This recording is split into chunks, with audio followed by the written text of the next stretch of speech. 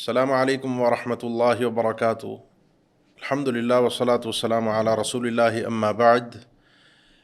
تلمیذ institute کی جانب سے آپ کے لیے علامات قیامت سیریز کے نام سے ایک پروگرام پیش کیا جا رہا ہے، جس میں بڑی بڑی جو علامات ہیں، جن کو علامات کبریٰ کہا جاتا ہے، قیامت کی بڑی بڑی نشانیاں جو کہ 10 کے قریب ہیں، جو کہ احادیث میں بیان ہوئی ہیں، جو ایک کے بعد ایک پے در پہ آئیں گی، اور جو حقیقت میں قیامت کی نشانی ہوں گی کہ بس اب قیامت آئی کہ تب آئی۔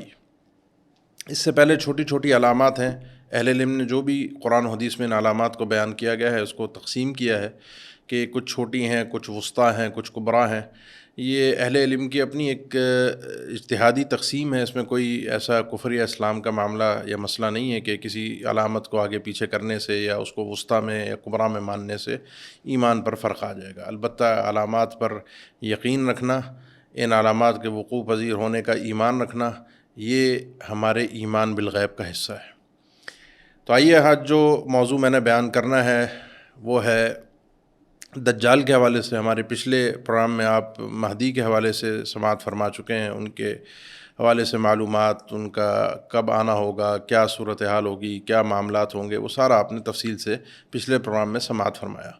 آج انشاءاللہ دجال کے حوالے سے چند معلومات آپ کے سامنے پیش کی جائیں گی۔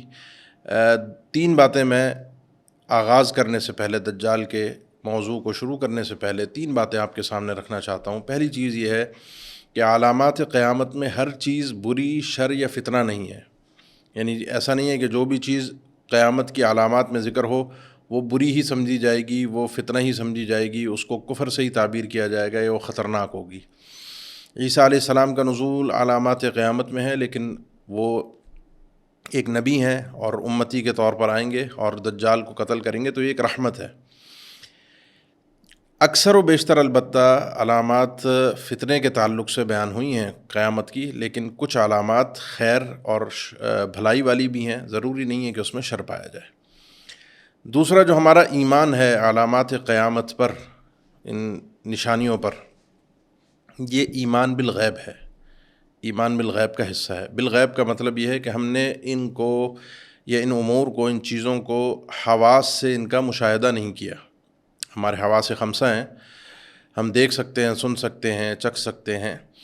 ان امور سے ہم ان چیزوں کو نہیں سمجھ پائیں گے ابھی۔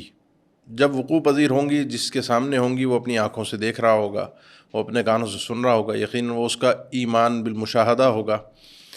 لیکن ہمارے لیے ابھی یہ ایمان بالغیب ہے، جب تک یہ چیزیں نمایاں نہیں ہوتی، ظاہر نہیں ہوتی۔ اور ایمان بالغیب میں 2 چیزوں کا خیال رکھنا بہت ضروری ہے، اور خاص طور پر علامات قیامت میں۔ وہ 2 باتیں کیا ہیں؟ وہ 2 باتیں یہ ہیں کہ ایک غیبی امور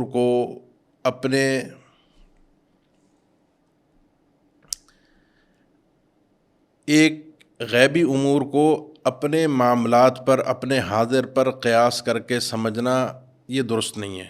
غیب میں جتنا بتایا جاتا ہے، جیسا بتایا جاتا ہے، اتنا ہی اور ویسا ہی اس پر ایمان رکھنا لازمی ہوتا ہے۔ اس میں ضروری نہیں ہے کہ آپ اس کی تکییف کریں، کیفیت کو سمجھیں، کوئی ذہن میں، تصورات میں، کوئی خیال میں کوئی چیز آئے اور پھر اس کو اس طرح سے ہم سمجھنے کی کوشش کریں۔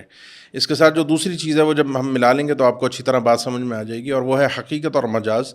یہ ایک بڑا گہرا مسئلہ ہے، شروع سے چلا آ رہا ہے لغت عربیہ کے حوالے سے، کہ ایک ہوتی ہے حقیقت۔ حقیقت سے مراد یہ ہے کہ ایک چیز، جس چیز کا نام لیا جا رہا ہے، وہ اس سے وہی چیز مراد ہو۔ جیسے اردو میں بھی ہمارے ذو معنی جملے جن کو کہا جاتا ہے، یا ذو معنی عبارتیں۔ میں کہوں کہ میں نے شیر دیکھا، تو شیر کا مطلب یہ ہے کہ وہ ایک جانور ہے جو چیزوں کو، دیگر جانوروں کو، انسانوں کو کھا جاتا ہے، اور وہ جنگلی جانور ہے۔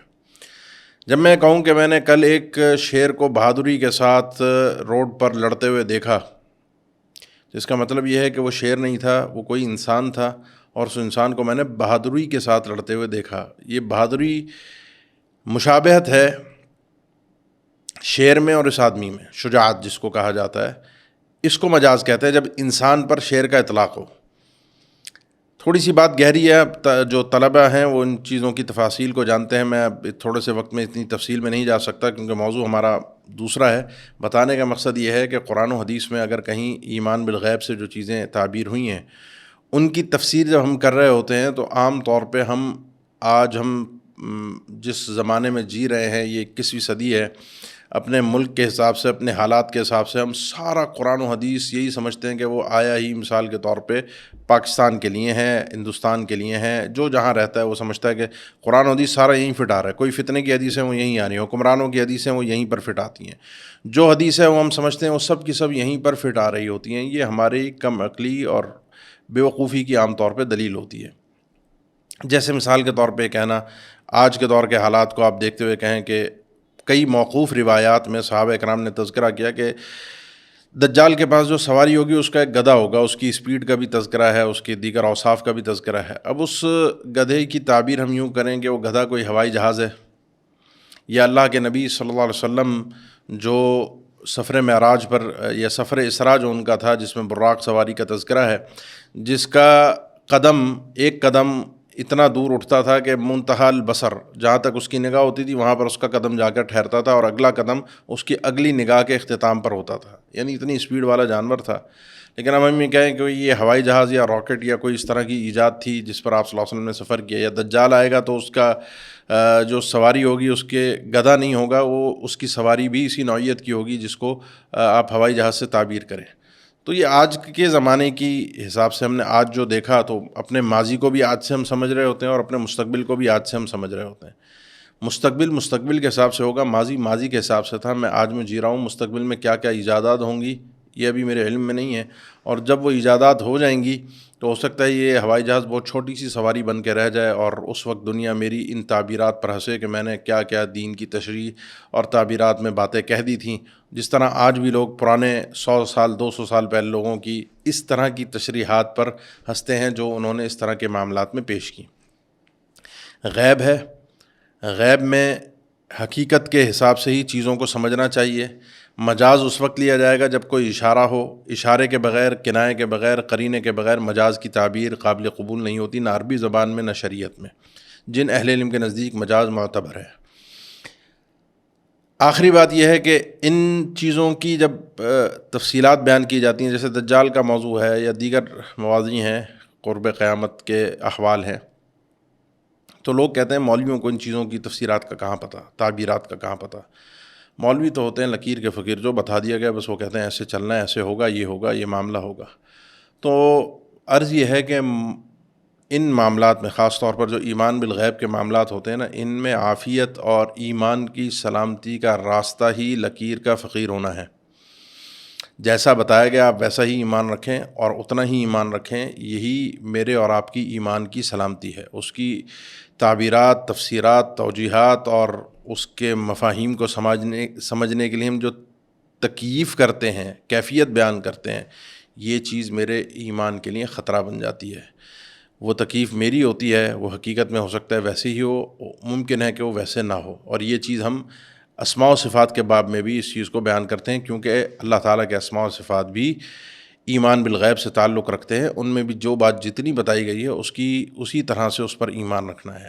اب آئیے، یہ موضوع جو دجال کا ہے، یہ بعض لوگ سمجھتے ہیں بڑا ہی دلچسپ اور مزیدار اور فینٹیسٹک موضوع ہے، اس کے اوپر تو بڑا مزہ آتا ہے بات کرنے کا.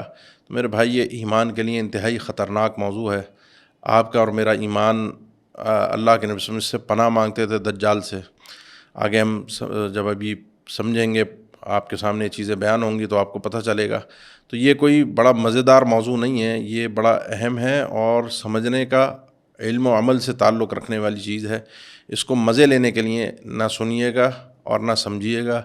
ایمان کی سلامتی کے لیے اس نیت کے ساتھ اس موضوع کا آغاز کیجیے گا تاکہ جو چیزیں عمل کی آپ صلی اللہ علیہ وسلم نے بیان فرمائی ہیں وہ ہم اختیار کر سکیں، اور جن چیزوں سے بچنے کے لیے کہا گیا ہے ان چیزوں سے بچ کر اپنے ایمان کو دجال کے اور دیگر فتنوں سے محفوظ رکھ کے سلامتی کے ساتھ بارگاہ الہی میں پیش ہو سکیں. دجال، اس کا تعارف، اس کی شخصیت، یہ کیسے آئے گا، یہ دنیا میں ہے یا نہیں ہے، کون لوگ اس کے ساتھ ہوں گے، کون اس کے مخالفین ہوں گے، کیا دجال سے بھی بڑا کوئی فتنہ ہے، یہ چند محاور ہیں یا چند پوائنٹس ہیں جن کے حوالے سے آپ کو آج انشاءاللہ مطلع کرنا ہے۔ اللہ ہمارے ایمان کو سلامت رکھے، اللہ اس فتنے سے ہم سب کو محفوظ رکھے۔ دجال، اس کو مسیح الدجال احادیث میں اس کی تعبیر ہے، آگے ہم جب کئی حدیثیں بیان کریں گے تو اس میں تذکرہ آئے گا۔ آپ صلی اللہ علیہ وسلم کی جو حدیث ہے معروف اور مشہور، اللہم انی اعوذ بک من عذاب القبر واعوذ بک من فتنۃ المسیح الدجال، اس کو مسیح الدجال کہا گیا ہے۔ مسیح مسح سے ہے یا مساحہ یا سیاحت سے ہے، یہ اس کی مختلف توجیحات ہیں۔ اہل علم نے، حافظ ابن حجر نے، دیگر نے، امام سیوطی وغیرہ نے ذکر فرمایا کہ تقریباً اس لفظ کے دجال کے ساتھ بولے جانے میں 50 کے قریب اقوال ہیں کہ اس سے کیا مراد ہے۔ مشہور معروف دو ہیں کہ یہ زمین پر سیاحت کرنے والا، پوری زمین کا چونکہ احادیث میں تذکرہ ہے چکر لگائے گا، اس وجہ سے اس کو مسیح کہا گیا ہے۔ اور دوسرا ہے مسیح بمعنی ممسوح، یعنی ممسوح العین، اس کی ایک آنکھ پھوٹی ہوئی ہوگی، کانا ہوگا، جو آگے ہم حدیثوں میں پڑھیں گے، آپ کے علم میں بھی ہے۔ ایک آنکھ ہوگی اور ایک آنکھ نہیں ہوگی، تو ممسوح العین ہونے کی وجہ سے، ایک آنکھ کے کانا ہونے کی وجہ سے، ایک آنکھ کے پھوٹے ہونے کی وجہ سے اس کو مسیح کا لقب دیا گیا ہے۔ عیسیٰ علیہ السلام کو بھی مسیح کہا گیا ہے، قرآن مجید میں کئی مقامات میں اس کا تذکرہ موجود ہے، وہ مسیح الہدیٰ ہیں۔ اور دجال جو ہے مسیح الضلالہ ہے، یعنی یہ گمراہی کا مسیح ہے، اور عیسیٰ علیہ السلام مسیح الہدیٰ ہیں۔ تو یہ وہ مسیح تھے جو ہاتھ لگا کر، مسح کر کے، ٹچ کر کے بیماروں کو شفا دیتے تھے، جس کا تذکرہ جو ان کا معجزہ ہے قرآن مجید کے اندر 3 پارے میں بھی موجود ہے اور 7ویں پارے میں بھی موجود ہے، سورہ آل عمران میں بھی اور سورہ مائدہ میں بھی۔ تو اس وجہ سے ان کو، عیسیٰ علیہ السلام کو مسیح کہا گیا ہے۔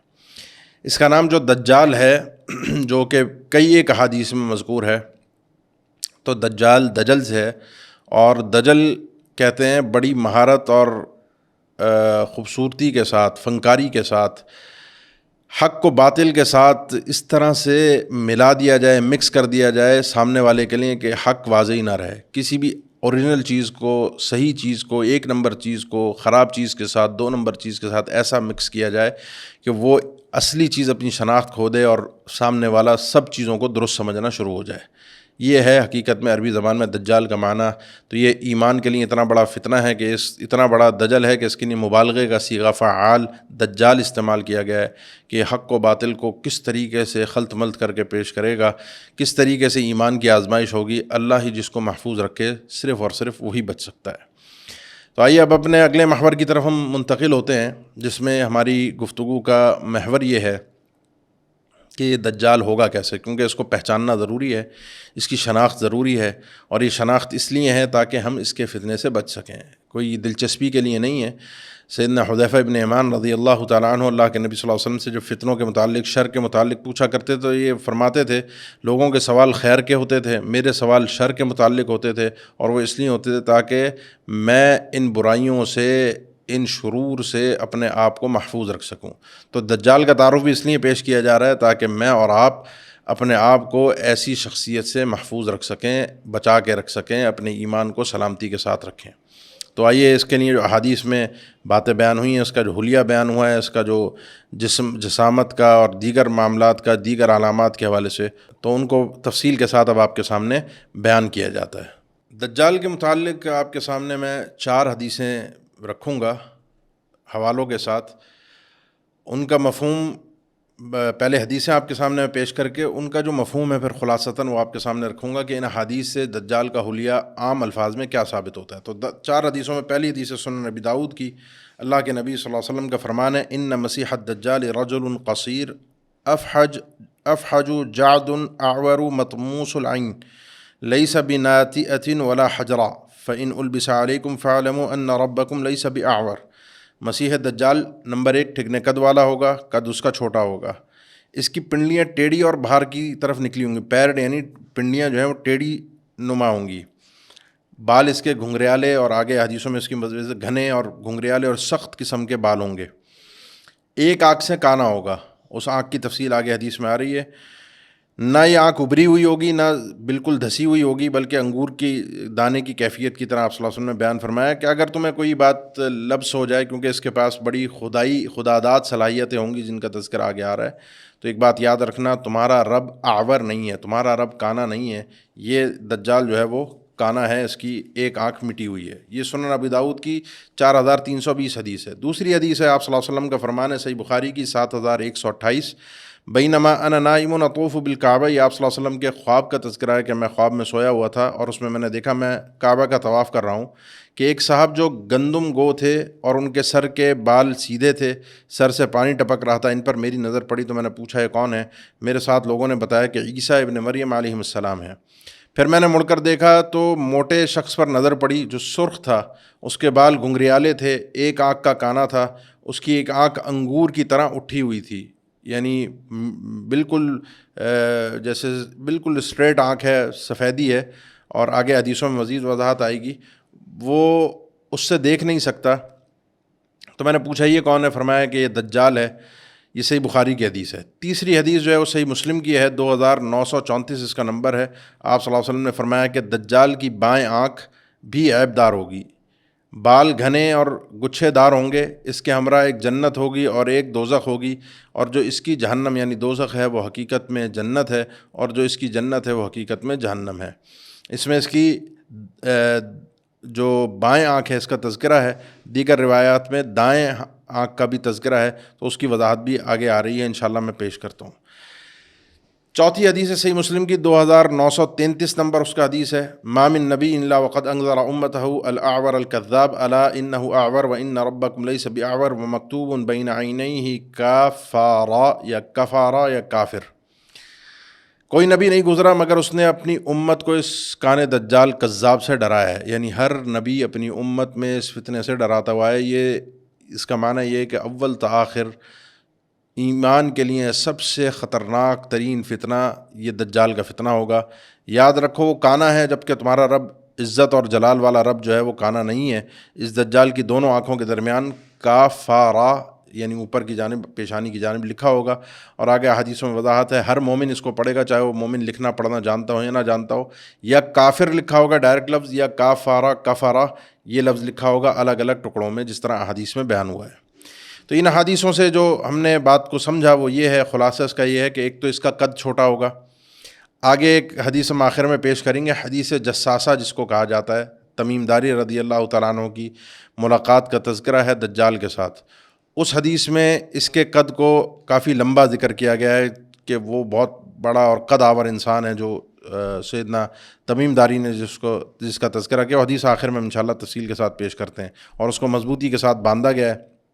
اہل علم ذکر یہ کرتے ہیں کہ جس وقت تمیم داری نے دیکھا وہ پرانا دور تھا اور اس وقت اس کا قد واقعتاً یہی تھا، لیکن جب یہ اس فتنے کے ساتھ آئے گا، اس دنیا میں نمایاں ہوگا، اس وقت اس کے جسامت، اس کی قد کی کیفیت وہ ہے جو اللہ کے نبی صلی اللہ علیہ وسلم نے دیگر احادیث میں بیان فرمائی ہے کہ چھوٹے قد والا ہوگا، بڑا لمبا چوڑا قد اس کا نہیں ہوگا۔ پنڈلیوں کے درمیان دوری کے سبب اس کی چال عیبدار ہوگی، ذرا ٹانگیں کھول کر چلنا، اور پنڈلیاں مڑی ہوئی ہوں گی، ٹیڑھی اس کی پنڈلیاں ہوں گی۔ اس کے بال گھنگریالے اور گھنے بال ہوں گے، بالکل عجیب جو گھنگریالے مڑے ہوئے بال اور گھنے بال اور بھرے ہوئے بال سروں کے اوپر۔ مطموس العین ہوگا، یعنی اس کی سیدھی آنکھ جو ہے وہ بالکل بجھی ہوئی ہوگی، وہ انگور کے دانے کی طرح بالکل مٹی ہوئی ہوگی، اور الٹی آنکھ بھی دائیں اور بائیں، میں نے ذکر کیا کہ احادیث میں دونوں آنکھوں کا تذکرہ آتا ہے۔ ایک آنکھ جو سیدھی ہاتھ کی جانب ہے، اس کی سیدھی آنکھ جو ہے وہ تو پوری یعنی انگور کی طرح ہوگی، اس میں سے وہ کوئی دیکھنے کی صلاحیت نہیں ہوگی، اور جو الٹی آنکھ ہوگی وہ بھی عیب دار ہوگی، اس سے بھی صحیح اس کو نظر نہیں آئے گا، لیکن وہ ایک آنکھ سے دیکھ سکتا ہے، ایک آنکھ اس کی قابل استعمال ہے اور دوسری بالکل قابل استعمال نہیں، اور جو قابل استعمال ہے وہ بھی صحیح اور درست نہیں ہوگی۔ لیکن اس کے باوجود بھی، یہ کانا ہونے کے باوجود بھی، چھوٹے قد والا ہونے کے باوجود بھی، جس کی اپنی چال درست نہیں ہے، ٹیڑھی پنڈلیاں کر کے، ٹیڑھی ٹانگیں کر کے چل رہا ہے، اور جنت اور جہنم ساتھ لے کر گھوم رہا ہے، اور خدائی کا دعویٰ کر رہا ہے، جیسے آگے ہم حدیثوں میں سمجھیں گے، بیان ہوں گی آپ کے سامنے، کہ یہ رب ہونے کا دعویٰ کرے گا کہ میں تمہارا پروردگار ہوں، مجھے سجدہ کرو، میری عبادت کرو، میں ہی تمہارا خالق ہوں۔ اس کی پیشانی چوڑی ہوگی، ماتھا چوڑا ہوگا، دونوں آنکھوں کے درمیان کافارا یا کافر لکھا ہوگا، جس کو ہر مسلمان پڑھ لے گا، چاہے اس کو پڑھنا آتا ہو یا نہ آتا ہو۔ اس سے امام نووی رحمہ اللہ نے صحیح مسلم کی حدیث سے ایک استدلال یہ بھی پیش کیا ہے کہ جس طرح قیامت کے دن عربی میں گفتگو ہوگی، اللہ تعالیٰ سے سب ہم کلام ہوں گے، اور جس کا تذکرہ حدیث میں ہے کہ وہ عربی زبان میں، زیادہ تر روایات اسی طرف اشارہ کرتی ہیں، تو اس میں ہمیں عربی آتی ہے نہیں آتی، سب انسانوں کو عربی نہیں آتی، لیکن کل قیامت کے دن چونکہ معاملہ دنیا کے قوانین کے حساب سے نہیں ہے، جو اللہ کے بنایا ہوا سسٹم ہے اس حساب سے نہیں ہے، تو ہر انسان کو زبان کس طرح سے آ جائے گی وہ اللہ کا معاملہ ہے، اس کی کیفیت ہمارے علم میں نہیں ہے۔ اسی طرح ہر مومن یہ لفظ کاف فارا یا کفر یا کافر جو نہ پڑھنا جانتا وہ بھی پڑھ لے گا، یہ اللہ کی اسی ایمانی یعنی اللہ کی طرف سے بندوں کے لیے وہ جو ایمانی غیرت ہے اس کے حساب سے اس کو پڑھنے کی یہ صلاحیت نصیب ہوگی، جس طرح قیامت کے دن ہر بندے کو عربی زبان میں اللہ سے ہم کلام ہونے کی توفیق ملے گی۔ اس کا رنگ، چہرے کا رنگ سرخ ہوگا، بھاری موٹا جسم ہوگا، بھرکم جسم، قد بھی چھوٹا ہوگا، اور صحیح مسلم کی حدیث ہے 5209 کہ وہ عقیم بھی ہوگا، یعنی بس ایک ہی ہے، نامرد ہے، اولاد اس کی نہیں ہوگی، نسل آگے نہیں بڑھے گی۔ اور صحیح مسلم کی دوسری حدیث میں اس کو نوجوان بھی کہا گیا ہے، یعنی جوانی جیسا اس کا حلیہ ہوگا، نوجوان ہوگا، چھوٹے قد کا ہوگا، سرخ جسم ہوگا، بال گھنگریالے ہوں گے، آنکھوں کی کیفیت آپ کے سامنے آ گئی، پیشانی چوڑی ہوگی۔ ان علامات کو یعنی اس کے پورے حلیے کو، جسامت کو آپ صلی اللہ علیہ وسلم نے بیان فرمایا ہے، تاکہ امت ایسے جب کسی بندے کو دیکھے تو یقین کر لے کہ یہ دجال ہے، یہ ہمارا پروردگار نہیں ہے، یہ خدا داد صلاحیتیں دکھانے والا جس کے ہاتھوں ہم اپنا ایمان فروخت کر سکیں، ایسا ہمارا پروردگار نہیں ہے۔ یہ اس کی صفات ہیں، یہ آپ کو یاد ہونی چاہیے۔ اپنے ایمان کی سلامتی کے لیے ان کو ہمیشہ کے لیے محفوظ کر کے رکھیں اپنے دماغ میں، اور اپنے ایمان کو بار بار اس کے تذکرے سے، اس کو سن کے تازہ بھی کرتے رہیں، تاکہ کہیں یہ چیزیں ذہن سے محو نہ ہو جائیں۔ اب آگے ایک سوال ہے جو سب کے ذہنوں میں آتا ہے کہ جی یہ دجال کب آئے گا، اس کا ظہور کب ہوگا۔ ظہور کا لفظ میں اس لیے استعمال کر رہا ہوں کیونکہ جس موقف کو میں بہتر سمجھتا ہوں دلائل کی روشنی میں وہ یہ ہے کہ اس کی ولادت ہو چکی ہے، زندہ ہے، اس وقت بھی زمین پر موجود ہے، تو اس کا ظہور ہوگا دجال کی اس کیفیت کے اندر۔ ابھی تک یہ دجال والی صفات سے متصف نہیں ہے جو گمراہ کرنے والا ہے، یعنی خداداد صلاحیتوں سے ابھی یہ متصف نہیں ہے۔ تو جب اس کا ظہور ہوگا وہ کب ہوگا، تو اس کب کا جو سوال ہے یا کیسے کا جو سوال ہے، یہ وہی ایمان بالغیب، میں پہلی بات کی طرف لوٹوں گا جہاں میں نے آغاز میں کیا تھا کہ ایمان بالغیب جو ہے وہ کب اور کیسے کا سوال کا تقاضا نہیں کرتا۔ قیامت کب آئے گی اللہ عالم، دجال کب آئے گا اللہ عالم۔ دجال کسی سسٹم کا نام ہے، مطلب کوئی جیسے آج کل لوگ کہتے ہیں کہ جی ایلومینٹیز جو ہیں یہ کوئی دجال کے سسٹم کو بنا رہے ہیں، دجال سے جا کر ملاقات کرتے ہیں، ان کا باقاعدہ دجال سے کنیکشن ہے، وہ ان کو ہدایات دیتا ہے دنیا پہ اپنے آنے کے لیے سسٹم بنا رہا ہے، اور یہ سارا جو دنیا میں سسٹم ہے، کچھ عرصے پہلے جو کووڈ میں معاملات ہوئے اور پوری دنیا کو بند کر دیا گیا، روک دیا گیا، تو وہ بھی دجال کے آنے کی ایک تیاری تھی، ایک کڑی تھی کہ کس طرح ایک آرڈر کے تحت پوری دنیا کو چلایا جا سکے۔ تو بہرحال یہ مختلف باتیں ہیں، کی جا سکتی ہیں، سننے میں اچھی بھی لگتی ہیں، لیکن چونکہ میرے ایمان کا معاملہ ہے تو یہ سب چیزیں دلیل کی محتاج ہیں۔ میرا ایمان تخرصات پہ، تکوں پر، تجزیوں پر نہیں چلا کرتا۔ میرے ایمان کے لیے مجھے کوئی ٹھوس قرآن و حدیث سے دلیل چاہیے، وہ اگر کسی کے پاس ہے تو پیش کی جائے گی تو ہم یقیناً ماننے کے لیے تیار ہیں، اگر کوئی دلیل پیش نہیں کی جا سکتی تو پھر ہمیں ماننے کے لیے مجبور نہ کیا جائے۔ یہ جو سوال ہے کہ دجال کا ظہور کہاں سے ہوگا، مطلب وہ دجال کی کیفیت میں کہاں سے نمایاں ہوگا، تو اس میں اللہ کے نبی صلی اللہ علیہ وسلم کے دو فرامین آپ کے سامنے رکھنے ہیں۔ ایک جامع ترمذی کی حدیث ہے، آپ صلی اللہ علیہ وسلم کا فرمان الدجال یخرج من ارض بالمشرق یقال لها خراسان۔ دجال مشرق میں ایک جگہ ہے جہاں سے نکلے گا جسے خراسان کہا جاتا ہے، جامع ترمذی 2237۔ اور دوسری حدیث جو ہے وہ مسند احمد کی ہے، یخرج الدجال من یہودیت اصبہان معه 70,000 من الیہود علیہم السیجان۔ دجال جو ہے وہ جو نکلے گا وہ یہودیہ اصبہان، یہودیہ ایک بستی کا نام ہے، اصبہان کے علاقے سے نکلے گا، اس کے ساتھ 70,000 یہودی ہوں گے دجال کے ساتھ، اور یہ ایک خاص قسم کی سیجان، ٹوپی یا چادر کہہ لیں، اوپر اوڑھنی کہہ لیں، ان کے اوپر وہ ہوگی جس سے ان کی پہچان ہوگی ان 70,000 یہودیوں کی۔ مدینہ کا جو مشرق کا علاقہ ہے، پہلی جو جامع ترمذی کی حدیث آپ کے سامنے پیش کی، جو مدینہ کے مشرق کی جانب ہے، کیونکہ اللہ کے نبی صلی اللہ علیہ وسلم نے فرمان مدینہ میں بیان فرمایا، مدینہ کی مشرقی جانب سے نکلے گا، اور خراسان، یہودیہ بستی، اصبہان، یہ اس فتنے کا یہاں سے جو آغاز ہوگا، یہ علاقہ خراسان آپ سب کے علم میں، اصبہان یہ ایران کے اندر، حالیہ جو ایران ہے اس میں موجود ہے، اور آپ لوگ اگر سرچ کریں گوگل پہ تو اس وقت ایک یہودیوں کے خاص قبائل کی ایک کثیر تعداد ایران کے اندر باقاعدہ موجود ہے، منورٹی میں ہے لیکن ہے، اور ان کو حقوق دیے جاتے ہیں، ان کو سنبھالا گیا ہے، ان کی عبادت گاہیں ان علاقوں کے اندر موجود ہیں، اور 70,000 کی تعداد میں یہ اسی علاقے سے، یعنی ایران کے انہی علاقوں سے نکلے گئے۔ یہ دجال کی شکل میں جب ظاہر ہوگا تو اس کے ساتھ یہ 70,000 یہودی ہوں گے، اور وہاں سے اس کے فتنے کا آغاز ہوگا، یہ فتنہ برپا ہوگا اس علاقے سے۔ تو یہ سرزمین فتنہ ہے، یہودی اس کے ساتھ ہوں گے، جو اس فتنے کے ساتھ ساتھ لوگوں کی تباہی کا اور لوگوں کے ایمان کو خریدنے کا ایک سوداگر کے طور پہ آگے بڑھیں گے۔ البتہ صحیح مسلم کی حدیث میں شام اور عراق کی سرزمین کا تذکرہ ہے کہ دجال یہ شام اور عراق جو ہے، عراق تو آج کا جو عراق ہے وہی ہے، شام کا علاقہ یہ فلسطین، اور شام جو حالیہ شام جس کو کہا جاتا ہے اور حالیہ فلسطین، اس پورے خطے کو اس دور میں شام کا علاقہ کہا جاتا تھا، فلسطین کا علاقہ بھی شامی علاقہ کہلایا جاتا تھا اور یہ عراق ہے۔ تو آپ صلی اللہ علیہ وسلم کا جو صحیح مسلم کی حدیث ہے 2937 نمبر کہ یہاں سے اس کا ظہور ہوگا، تو اہل علم نے تذکرہ کیا ہے کہ اس کے فتنے کا آغاز خراسان، ایران، یہودیہ اصبہان سے ہوگا، یہودی اس کے ساتھ نکلیں گے، لیکن یہ سٹارٹنگ ہے۔ یہاں پر عراق اور شام میں پہنچ کے یہ فتنہ یعنی اپنے عروج پر پہنچ جائے گا، اس کی خبر پھیل جائے گی، اس کے متعلق لوگوں کے علم میں آنا شروع ہو جائے گا، اور یہاں سے یہ اپنے اصل جو لوگوں کے ایمان کی آزمائش ہے اور لوگوں کا ساتھ جو یہ حال کرے گا، یہاں سے اس کا ایک فتنے کا عروج ہے، جو اس کو پیک ہے وہ یہاں سے ملے گا۔ پھر اس کے بعد یہ پوری دنیا کا چکر لگائے گا، اور 4 جگہیں ہیں، 2 تو آپ سب کے علم میں معروف ہیں، مکہ اور مدینہ، یہ ان 2 شہروں میں داخل نہیں ہو سکتا۔ آپ صلی اللہ علیہ وسلم کا فرمان ہے کہ اس کے انقاب پر، ان شہروں کی حدود پر فرشتے اللہ تعالیٰ نے مقرر کیے ہوئے ہیں، تو وہ جب دجال ان زمینوں کی طرف جائے گا تو وہاں پر فرشتوں کو دیکھ کر بھاگے گا، اور فرشتے اس کو بھگا دیں گے، وہاں ان زمینوں کے اوپر، ان 2 علاقوں کے اندر دجال اس کو داخل نہیں ہونے دیں گے۔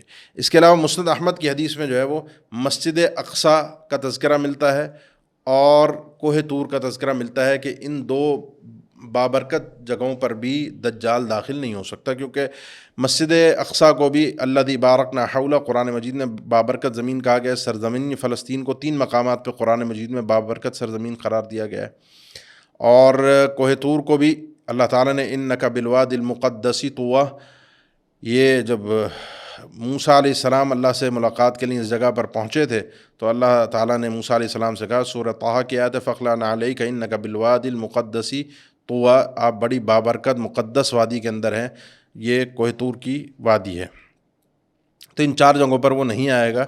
البتہ مسجد اقصیٰ کی جانب جب یہ رخ کرے گا تو صحیح بخاری اور مسلم میں واضح ہے کہ وہیں پر عیسیٰ علیہ السلام اس کو قتل کریں گے، جو عیسیٰ علیہ السلام کا ٹاپک ہے وہ آپ اس کے بعد دجال کے بعد سماعت فرمائیں گے، آپ کے سامنے پیش کیا جائے گا۔ تو ہاں، عیسیٰ علیہ السلام کے معاملے کے اندر آپ پوری تفصیلات پڑھیں گے کہ کیسے عیسیٰ علیہ السلام کے معاملے کے اندر آپ پورا تفصیل سے سماعت فرمائیں گے کہ کیسے اس دجال کو قتل کیا جائے گا، کیا اس کی صورتحال ہوگی۔ تو یہ مسجد اقصیٰ پر جب پہنچے گا تو وہاں اس کا اینڈ ہوگا۔ آگے ایک سوال اور پیدا ہوتا ہے کہ جیسے یہ آئے گا کہاں سے، اب سوال یہ پیدا ہوتا ہے کتنا ٹائم یہ زمین پر رہے گا۔ اس کو بھی آپ صلی اللہ علیہ وسلم نے بیان فرمایا کہ یہ 40 دن جو ہے، یہ جب فتنہ نمودار ہوگا، صحیح مسلم کی حدیث 2937 نمبر جو حدیث ہے جس کا بار بار ریفرنس آ رہا ہے کہ 40 دن اس زمین پر رہے گا، لیکن 40 دن جو ہے وہ اس طرح کے نہیں ہوں گے جیسے آج کے ہیں، 1 دن 2 دن 3 دن۔ آپ صلی اللہ علیہ وسلم نے فرمایا کہ اس کا جو پہلا دن ہوگا یوم کسنۃ، اس کا پہلا دن جو ہوگا وہ 1 سال کے برابر ہوگا، تقریباً 354 یا 355 دن، قمری حساب سے ہم بات کر رہے ہیں، ہم شمسی حساب سے بات نہیں کر رہے۔ ویومن کشہرن، اور پھر ایک اور دن جو ہوگا وہ 1 مہینے کے برابر ہوگا، جیسے آج ہمارا 29 یا 30 دن کا مہینہ ہوتا ہے۔ ویومن کا جمعۃن، اور پھر ایک دن جو ہے وہ 1 ہفتے کے اس کے برابر ہوگا، 7 دن کے برابر۔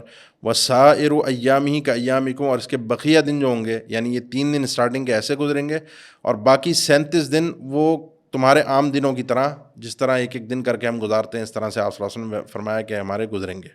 اب اس کا جو حساب بنتا ہے یہ 1 سال کا، پھر 1 مہینے کا، اور پھر 1 ہفتے کا، اور پھر 37 دن اس کو ایڈ کریں تو تقریباً 427 یا 428 یا 429 دن بنتے ہیں جو ہمارے آج کے دن گزر رہے ہیں، جو 1 2 3 4 کر کے ہم دن گزارتے ہیں۔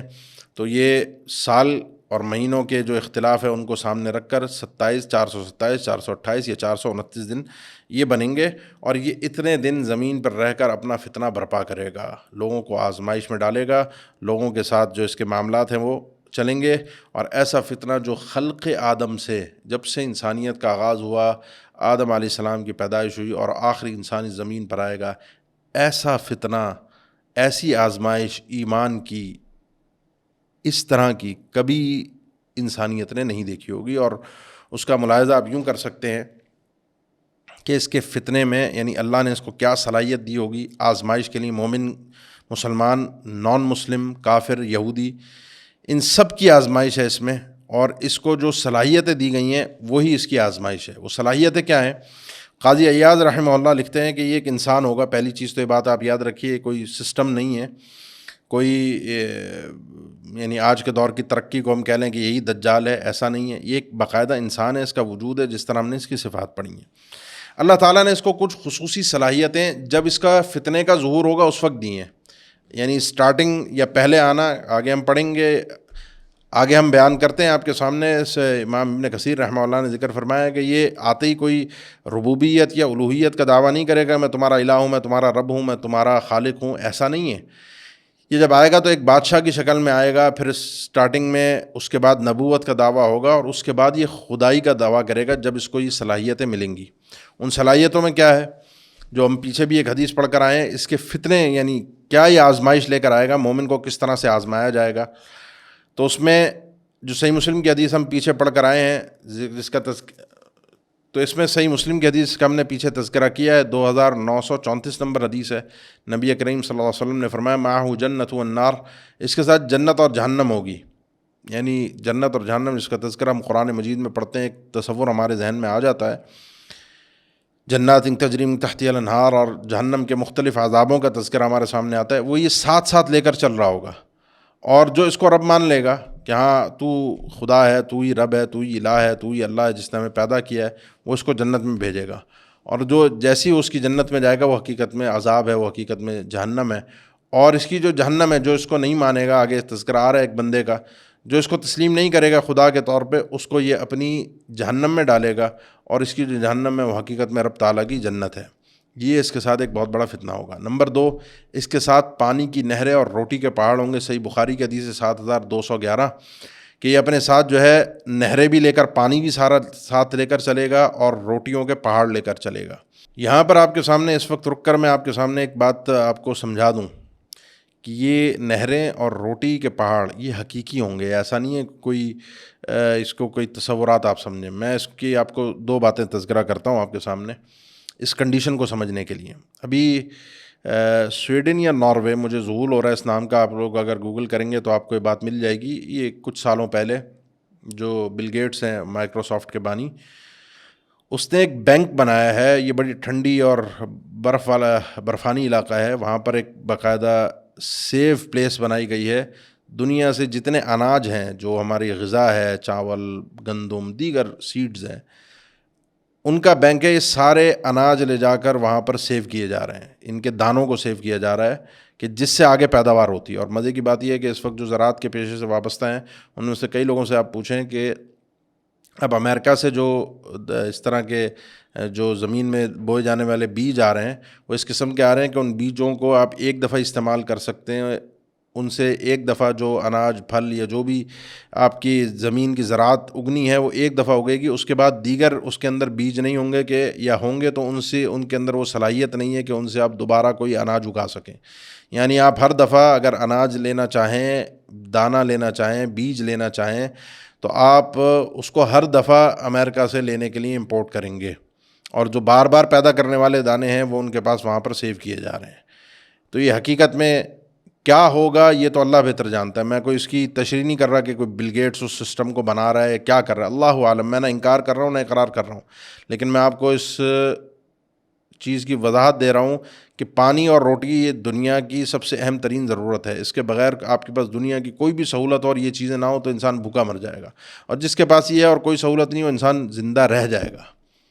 تو یہ چیزیں یہ روٹی اور پانی پر اس کا قبضہ ہوگا. اور سنن ابن ماجہ کی ایک حدیث ہے جس کو کئی ایک اہل علم نے حسن بھی کہا ہے اور مقبول حدیث کا درجہ بھی دیا ہے اور قبول کیا ہے, کہ دجال کا جب ظہور ہوگا, آئے گا یہ فتنہ لے کر, تو اس کے آنے سے پہلے کے جو لاسٹ آخری 3 سال ہوں گے اس وقت بھی, یعنی اس دجال کا فتنہ برپا ہونے سے پہلے, اس وقت دنیا کے سسٹم کو اللہ تعالیٰ کی طرف سے چینج کیا جائے گا. اور دنیا میں جتنی بارش ہوتی ہے اور جتنا اناج اگتا ہے, جو انسانی ضرورت ہے, جیسے جیسے آبادی بڑھتی جا رہی ہے, آج ہم تقریباً 7 سے 8 بلین ارب کے قریب ہماری آبادی ہو چکی ہے اس زمین کے اوپر اس وقت, اور ہر ایک کو رزق مل رہا ہے, ہر ایک کو اس کے زمین کے اناج اور پیداوار سے اللہ کی طرف سے رزق فراوانی کے ساتھ مل رہا ہے. جب یہ 1 ارب ہوں گے, 2 ارب ہوں گے, 3 ارب ہوں گے, اس وقت بھی مل رہا تھا. انسانیت 50-60 سال پہلے بھی پریشان تھی کہ کیسے یہ اتنی انسانیت بڑھ رہی ہے, ان کے رزق کا کیا ہوگا. آج بھی پریشان ہے لیکن رزق مل رہا ہے.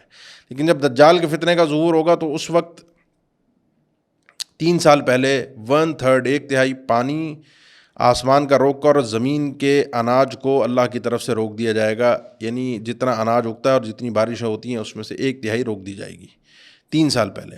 اور 2 سال پہلے دجال کے آنے سے پہلے, اس سے اگلے سال 2 تہائی بارش اور 2 تہائی زمین کا اناج روک دیا جائے گا. یعنی 1/3 جتنی ضرورت ہوگی اس کا 1/3 پانی اور 1/3 جو ہے وہ اناج اس زمین سے اگے گا. یعنی قلت, اور لوگوں کے پاس یہ کھانے پینے کی چیزیں سیونگز نہیں ہوں گی, ختم ہو رہی ہوں گی, ایک مارا ماری والا ماحول ہوگا. اور جس سال اس کا ظہور ہوگا اس سال نہ بارش ہوگی نہ کوئی زمین سے زراعت ہوگی. ابن ماجہ کی حدیث ہے. اور پھر اس کنڈیشن میں یہ روٹی کے پہاڑ اور پانی لے کر آئے گا اور اپنے ساتھ جنت اور جہنم لے کر آئے گا. دنیا کا رزق, پانی, روٹی اس کے پاس ہوگی.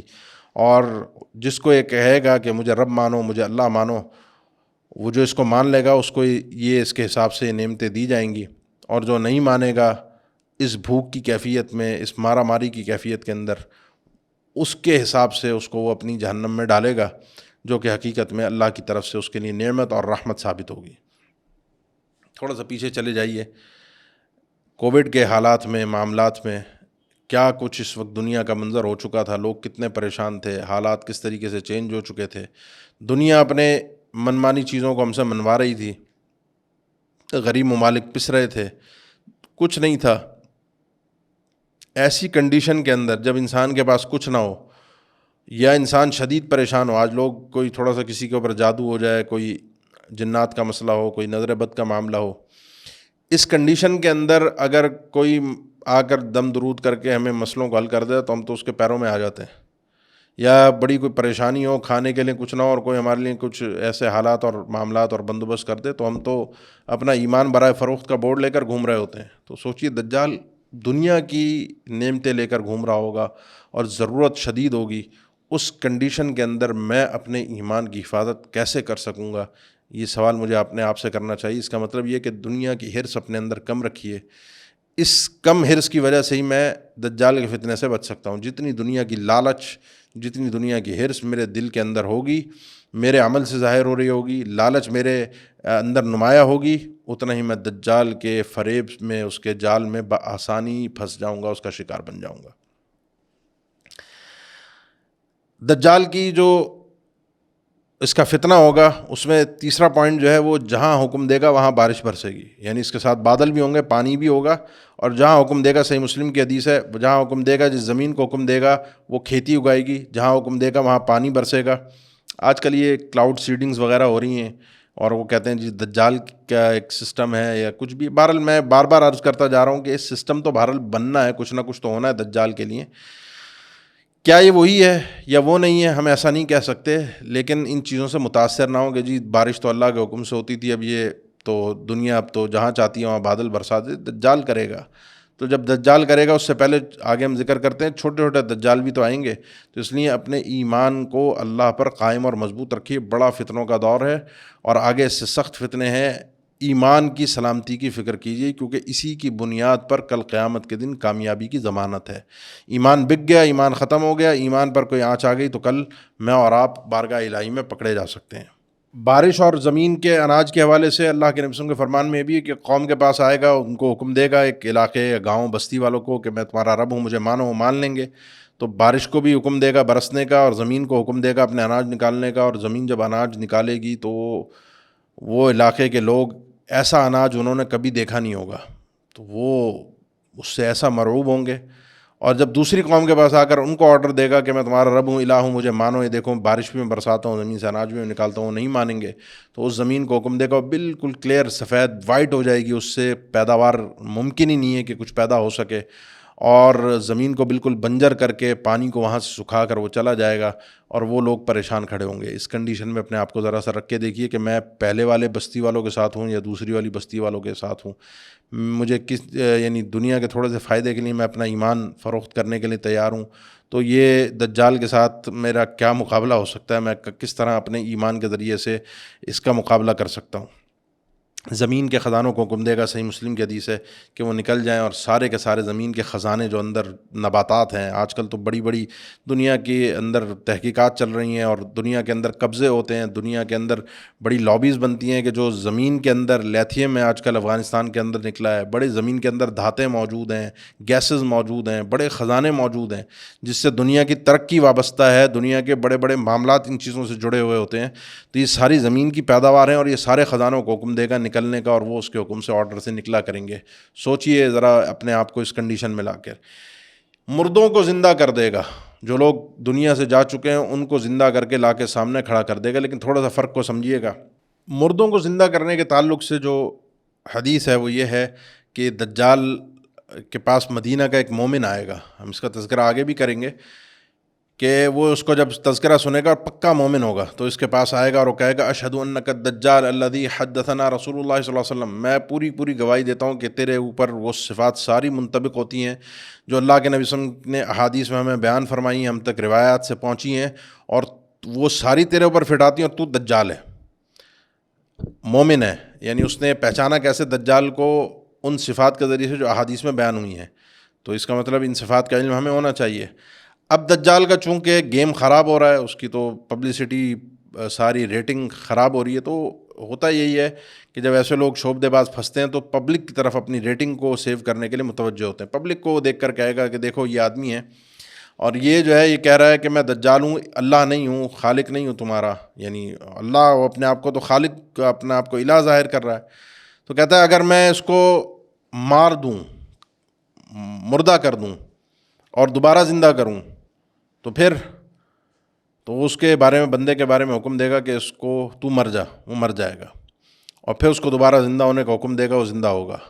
لوگ تو متاثر ہوں گے، لیکن وہ آدمی کہے گا کہ اب پہلے تو مجھے شاید تھوڑا بہت کوئی کچھ پرسنٹیج میں کچھ ڈاؤٹ تھا، لیکن اب 100% پکا یہ بات کنفرم ہے کہ تو ہی دجال ہے، کیونکہ یہ کام جو تو نے میرے ساتھ کیا ہے یہ وہی علامت ہے جو اللہ کے نبی صلی اللہ علیہ وسلم نے بیان فرمائی ہے کہ دجال جو ہے وہ اس طریقے سے مارے گا اور زندہ کرے گا. دجال پھر دوبارہ اس آدمی کو آرڈر دے گا مرنے کا کہ مر جا، اور دوبارہ وہ آدمی اس کے آرڈر سے نہیں مرے گا. اس کا مطلب یہ ہے کہ وہ اللہ نہیں ہے، اس کو جتنی اس آزمائش کے لیے صلاحیتوں کو استعمال کرنے کی اجازت دی گئی ہے وہ اتنی ہی استعمال کرے گا. اس کے بعد اس کے ساتھ دجال کے ساتھ شیاطین کا سسٹم ہوگا، شیطان، جنات، یہ سسٹم اس کا پورا ساتھ ہوگا. کیونکہ حدیث میں تذکرہ ہے ایک دیہاتی کے پاس آئے گا اور اس کو کہے گا میں تیرا الہ ہوں، مجھے خدا مان. کہے گا نہیں تو میرا الہ تو نہیں ہے. وہ کہے گا اچھا اگر میں تیرے فوت ہوئے والدین کو زندہ کر دوں، ماں باپ تیرے دنیا سے جا چکے ہیں، اللہ تو وہ ہے نا جو مردوں کو زندہ کر سکتا ہے، تو میں اگر تیرے ماں باپ کو زندہ کر کے لے آؤں تو مان لے گا؟ وہ کہے گا ہاں. تو حدیث میں تذکرہ ہے کہ 2 شیاطین، جنات، اس کے ماں باپ کا روپ دھار کر، یعنی وہ اصل مردہ جو ہیں ان کو زندہ نہیں کر سکتا. یعنی پہلے ایک آدمی کو مار کے، جو بھی آپ نے سنا کہ مدینہ کے مومن کو اس نے مار کے زندہ کیا، وہ ایک ہی دفعہ کرے گا، اس کے بعد دوبارہ اس آدمی کو بھی نہیں مار سکتا، اور پرانے کسی مردہ کو زندہ نہیں کر سکتا. تو اس کے ماں باپ کو جو اس کے سامنے پیش ہوں گے وہ 2 شیطان ہوں گے جو انسان کا روپ دھار کے، اس کے ماں باپ کا روپ دھار کے اس کے سامنے آئیں گے، بندے کے، ایک دیہاتی کے، اور اس کو کہیں گے کہ دیکھو اس نے، یہ خدا ہے ہمارا، اس نے ہمیں زندہ کر دیا ہے اور یہی ہمارا اللہ ہے، تو اس پر ایمان لے آ. اس کو کہیں گے، اس دیہاتی کو یہ کہیں گے کہ تو اس پر ایمان لے آ.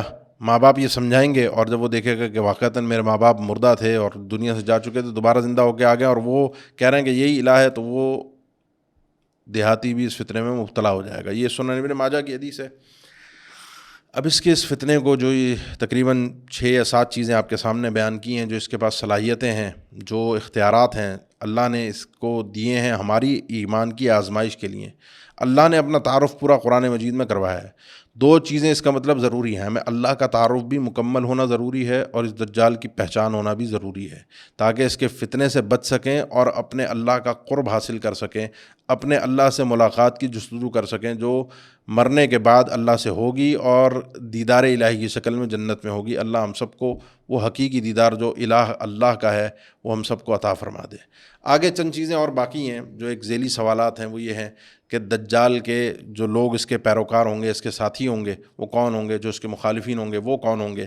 تو یہ جو ذیلی موضوع ہے کہ دجال کے پیروکار یا اس کے ماننے والے کون ہوں گے یا اس کے مخالفین کون ہوں گے, تو ان کی پہچان بھی ہونا ضروری ہے, تاکہ میں ابھی سے تیاری کروں, میں اس کے ماننے والوں میں نہ ہو جاؤں جو صفات اس کے ماننے والوں کی بیان ہوئی ہیں, اور ان لوگوں میں اپنے آپ کو شامل کرنے کی کوشش کروں جو اس کے مخالفین ہوں گے. تو 70,000 یہودیوں کا سب سے پہلے جو تذکرہ ہم پیچھے حدیث میں کر کے آئے ہیں, تو یہودی اس کے بڑے حامی ہوں گے, اور جب اس کو قتل کرنے کی باری آئے گی, عیسیٰ علیہ السلام قتل اس کو کریں گے, جو آپ تذکرہ پڑھیں گے, جو آپ تذکرہ سنیں گے ہمارے عیسیٰ علیہ السلام کے ٹاپک میں, تو اس وقت بھی آئے گا کہ یہودیوں کو پکڑ پکڑ کے اس دور میں بھی قتل کیا جائے گا.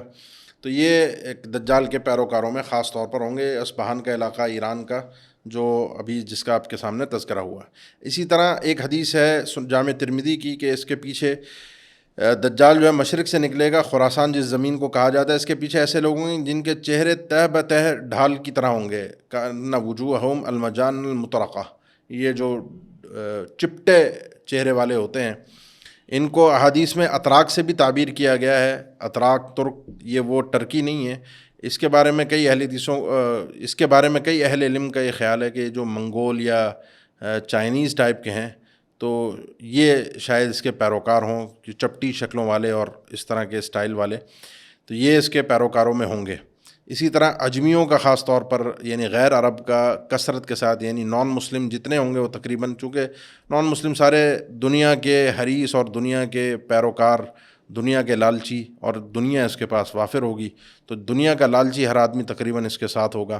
اسی طرح اعرابی دیہاتی, کیونکہ لا علم کم عقل, کم علم رکھنے والے, اور زمین کی زراعت کے چونکہ خزانے اس کے پاس ہوں گے, تو وہ بھی اس کے ساتھ, جو احادیث میں آتا ہے, سنن ابن ماجہ کی حدیث ہے کہ اعرابی اس کے ساتھ ہوں گے. اسی طرح مسند احمد کی حدیث ہے خواتین اس کے ساتھ بہت ہوں گی, جس میں تذکرہ یوں ہے کہ دجال جب ایک زمین پر پڑاؤ ڈالے گا تو لوگ نکل کے اسپیشل اس کے پاس جا رہے ہوں گے, جبکہ اللہ کے نبی صلی اللہ علیہ وسلم کا حقیقی فرمان یہ ہے کہ من سمع بالدجال فلینہ عنہ, جس کو دجال کے متعلق پتہ چلے وہ آ گیا ہے یا وہ آ رہا ہے, وہ تو اس سے بھاگے. اس کو ہم آخر میں ذکر کرتے ہیں. ہمارے ہاں تو لوگ اسپیشلی کسی فتنے کا پتہ چلے, آج کل تو سوشل میڈیا کا دور ہے, تو اسپیشلی اس کے لنک یا اس ویڈیو کو جا کر دیکھنا, اس کے بارے میں جستجو, پیٹ میں درد اور معلومات کو اکٹھا کرنا, اور اس کو لازمی سننا دیکھنا, فتنوں سے دور بھاگا جاتا ہے. اللہ کے نبی صلی اللہ علیہ وسلم دجال کے بارے میں پتہ چلے تو دور بھاگو, پیچھے ہٹو, اس کے قریب گھسنے کی, اس کے بارے میں معلومات لینے کی, یہ ایمان کے لیے خطرہ ہے.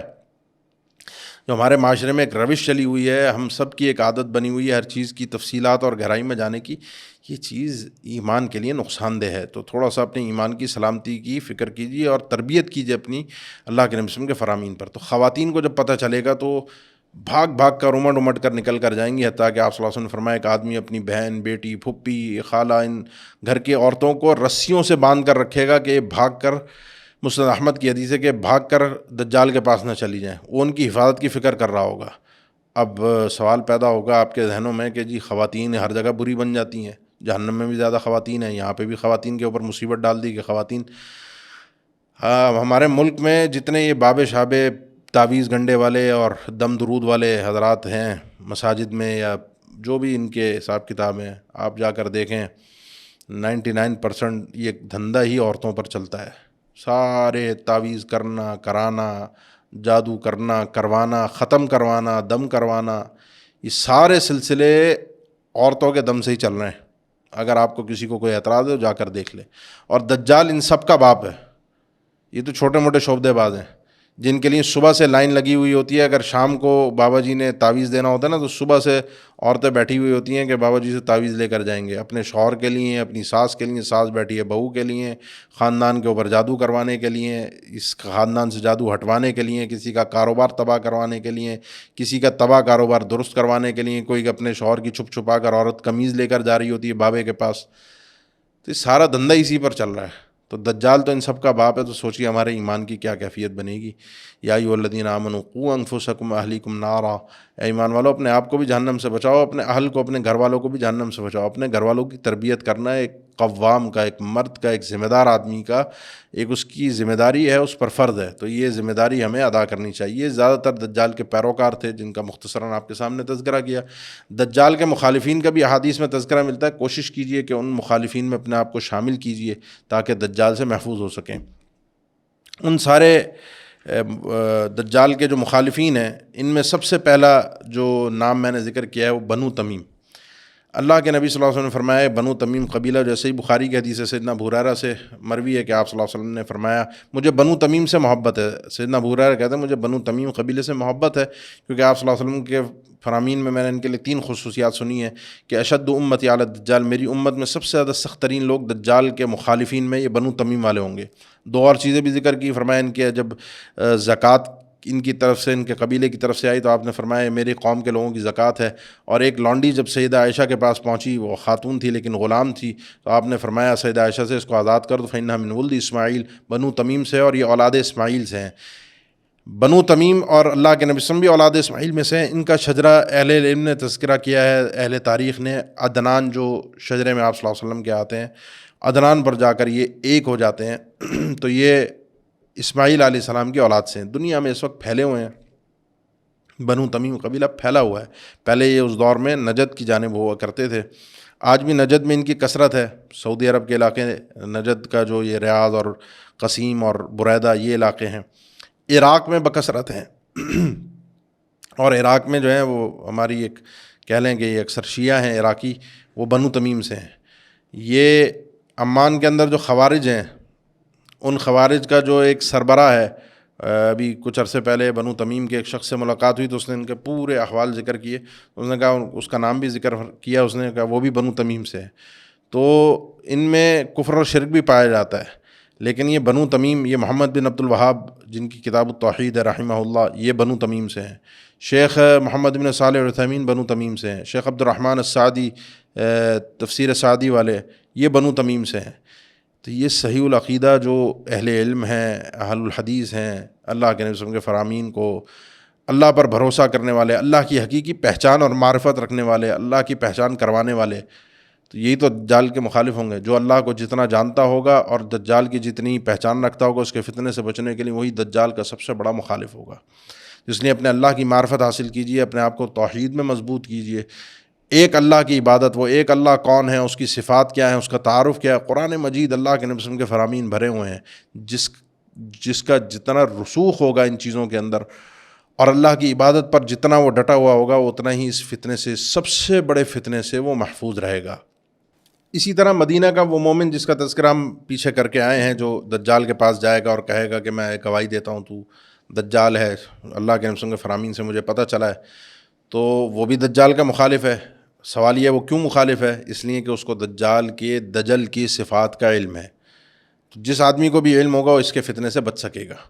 وہ پیچھے گاؤں کا تذکرہ آیا تھا کہ جہاں وہ اس کی ربوبیت کا, الوہیت کا انکار کریں گے, ان کے لیے بارش برسانا بند کر دے گا. تو دجال کی پہچان, اس کے فتنے کی پہچان, فتنے کی غرض سے, بچنے کی غرض سے بہت ضروری ہے. اسی طریقے سے آگے آپ سماعت فرمائیں گے ہماری اگلی قسط میں, عیسیٰ علیہ السلام اور ان کے پیروکار جو بھی اس وقت پکے سچے مومن ہوں گے, تھوڑے سے ہوں گے لیکن وہ بھی اس کے فتنے سے محفوظ ہوں گے. اور اس کو جس طرح پھر قتل کیا جائے گا, وہ مومن جو عیسیٰ علیہ السلام کے ساتھ ہوں گے, جن میں مہدی کا بھی تذکرہ ہے, آپ سماعت فرما چکے ہیں. تو یہ سب کے سب دجال کے مخالفین کے اندر شمار کیے جاتے ہیں. دجال پر ایمان نہیں لائیں گے دجال کے ہوتے ہوئے. اللہ ہم سب کو بھی اس دجال کے فتنے سے حفاظت میں رکھے, اپنے ایمان کی ہمیں سلامتی کی فکر کرنے کی توفیق بھی دے. اب آخر میں چند باتیں ہیں. یہ تو ایک اس کا تعارف تھا یا اس کے حوالے سے کچھ ضمنی باتیں تھیں, اس کی شخصیت کے حوالے سے, اس کے فتنے کے ظہور کے حوالے سے, اس کے بچاؤ کے حوالے سے. اعتراض ایک پیدا ہوتا ہے کہ دجال کا تذکرہ اتنا بڑا اگر فتنہ ہے کہ خلق آدم سے لے کر قیامت تک ایسا کوئی فتنہ آیا ہی نہیں ہے، تو اس کا تذکرہ قرآن مجید میں کیوں نہیں ہے؟ قرآن مجید میں اس کے تذکرے کا، قیامت کا تذکرہ ہے، بڑی بڑی نشانیوں کا تذکرہ ہے، بڑے بڑے انبیاء کا تذکرہ ہے، اور دیگر چھوٹے فتنوں کا تذکرہ ہے، تو اس دجال کا تذکرہ کیوں نہیں کیا گیا؟ یہ ایک اعتراض ہے ان لوگوں کا جو اس فتنے کو ایک قصہ اور کہانی قرار دیتے ہیں، اور یہ کہتے ہیں کہ یہ تو اجمیوں کا بنائی ہوئی ایک خیالی کہانی ہے مسلمانوں کو ڈرانے کے لیے، روایات گھڑی گئی ہیں، جھوٹ بولا گیا ہے، اگر حقیقت ہوتی تو اس کا قرآن مجید میں کوئی تذکرہ ہوتا۔ یہ ایک اعتراض ہے۔ اس سوال کا جواب اپنے ایمان کی سلامتی کے لیے سمجھنا بہت ضروری ہے، کیونکہ اللہ کے نبی صلی اللہ علیہ وسلم کے فرمان پر ایمان ہی آپ کی رسالت پر ایمان کے تقاضوں میں سے ہے۔ تو یہ اعتراض کہ قرآن مجید میں اس کا تذکرہ نہیں ہے اور حدیث میں آتا ہے، تو سوال سب سے پہلا یہ پیدا ہوتا ہے کہ صرف کیا ہمیں وہی باتیں ماننے کے لیے کہا گیا ہے جن کا تذکرہ صرف قرآن میں ہے، اور حدیثوں پر ایمان نہیں رکھنا ہم نے؟ یعنی نبی کریم صلی اللہ علیہ وسلم جب صحابہ اکرام کے درمیان موجود تھے اور وہ کوئی فرمان بیان کرتے تو صحابہ ان سے پوچھتے کہ کیا یہ قرآن ہے، اور قرآن ہے تو ہم مانیں گے، اگر آپ کی ذاتی بات ہے یا کوئی آپ کے اپنی احادیث ہیں، فرامین ہیں، تو اس کو ہمیں ماننے کی ذمہ داری نہیں دی گئی۔ ایسا کہیں تذکرہ نہ قرآن میں ہے، بلکہ آپ کی اطاعت کو مستقل اطاعت، یعنی اکیلے کی اطاعت کو اللہ کی مستقل اطاعت قرار دیا گیا، من یطع الرسول فقد اطاع اللہ، کیونکہ آپ کو اللہ کا پیغمبر بنا کر بھیجا گیا، اب آپ جو کہیں گے ہمیں ماننا ہے۔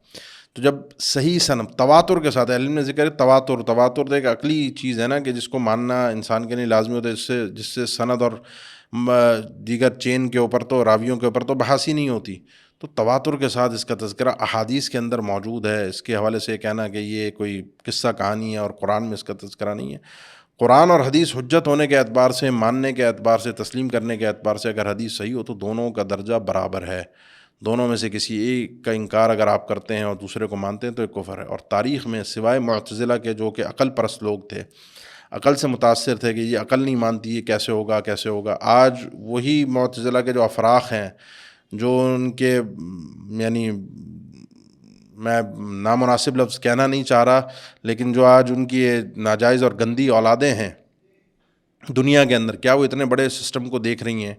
یہ سارا سسٹم جو بنا ہوا ہے، جو چیزیں چل رہی ہیں، جس دنیا کی ترقی جس مقام تک پہنچ چکی ہے، اس کو دیکھنے کے باوجود بھی یہ کہہ سکتے ہیں کہ دجال اتنا صلاحیتیں لے کر کیسے آ جائے گا؟ تو یہ تو عقل والی چیزیں جو ہوتی ہیں نا، وہ بعد والی عقل ہی اس کا، یعنی سمجھنے والی سمجھ سے جو قرآن و حدیث کا انکار کر رہا ہوتا ہے، آگے آنے والوں کی سمجھ ہی اس کا انکار کر دیتی ہے، اور اس کی بے شمار مثالیں ہیں، تو ایک پورا الگ ٹاپک ہے۔ تو اس لیے معتزلہ سے متاثر جو آج کل ہمارے عقل پرست لوگ ہیں اور اس طرح کے اسکالرز یا مفکرین حضرات جو معاشرے میں پائے جاتے ہیں، جو اس قسم کی باتیں کرتے ہیں، ان کے فتنے سے اپنے آپ کو بچائیے۔ البتہ دو باتیں ہیں۔ اللہ کے نبی صلی اللہ علیہ وسلم کا ایک فرمان ہے کہ آپ نے فرمایا کہ ایک وقت ایسا آئے گا کہ اس وقت ایمان قبول نہیں کیا جائے گا، جو کہ صحیح مسلم کی حدیث ہے کہ جب سورج مشرق سے جب تک طلوع نہیں ہوگا، سورج مغرب سے طلوع نہیں ہوگا، یعنی جو اس کی روٹیشن ہے وہ چینج ہو جائے گی، جب مغرب سے طلوع ہوگا تو سب کے سب ایمان لوگ لے آئیں گے، وہ دیکھیں گے ایک دم سسٹم ہی چینج ہو گیا دنیا کا۔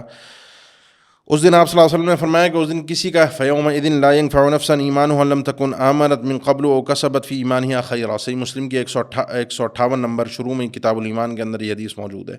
اس دن کسی کا ایمان اس کو فائدہ نہیں دے گا جو پہلے سے ایمان نہیں لایا، اس نے نیکیاں نہیں کی۔ قرآن مجید میں سورہ انعام کی آیت ہے 158، هل ينظرون إلا أن تأتيهم الملائكة ويأتي ربك ويأتي بعض آيات ربك يوم يأتي بعض آيات ربك لا ينفع نفسا إيمانها لم تكن آمنت من قبل أو كسبت في إيمانها خيرا۔ کیا یہ لوگ فرشتوں کے آنے کا انتظار کر رہے ہیں یا اللہ کی طرف سے بعض نشانیوں کی آیات کا، یعنی بعض نشانیوں کے آنے کا انتظار کر رہے ہیں؟ اور وہ دن جس دن اللہ کی طرف سے کچھ نشانیاں آ جائیں گی تو کسی کو ایمان لانے کا کوئی فائدہ نہیں ہوگا، جو پہلے سے ایمان نہیں رکھتا ہوگا اس کے ایمان لانے کا، نئے ایمان لانے کا کوئی فائدہ نہیں ہوگا۔